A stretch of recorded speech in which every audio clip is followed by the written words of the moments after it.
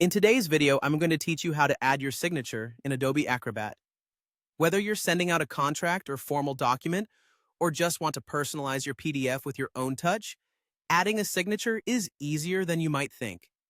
Let's get started.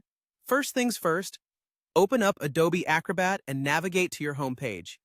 Here, you have the option to either access a previous document or create a new one. If you have a document that you've recently worked on and need to add your signature to, it will likely be in your list of recent files. Simply click on the Recent tab to bring up those documents and select the one you wish to work with. This helps keep everything you're working on organized and easily accessible. Once you've got your document open, it's time to add that all-important signature. Look for the option to e-sign your document. This is where the magic happens.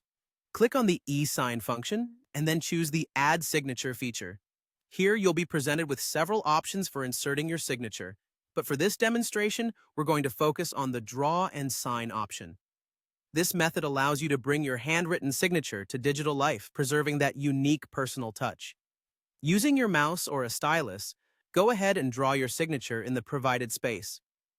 If you're using a touchscreen device or a digital stylus, this can be even more intuitive, as it closely mimics the feel of pen on paper. Take your time here, as you want your digital signature to look as close to the real thing as possible. If it doesn't turn out exactly the way you like on the first try, don't worry. Most software versions allow you to redo it until you're satisfied with the outcome.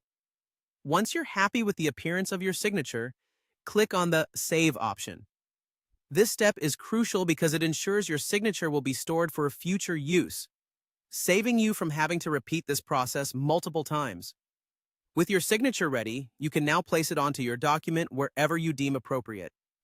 Common practice is to place it next to your name or wherever the document requires a signature. To do this, simply click on the signature and drag it to the desired location on the page. Adjust the size if necessary, ensuring it fits perfectly in the space provided. And there you have it.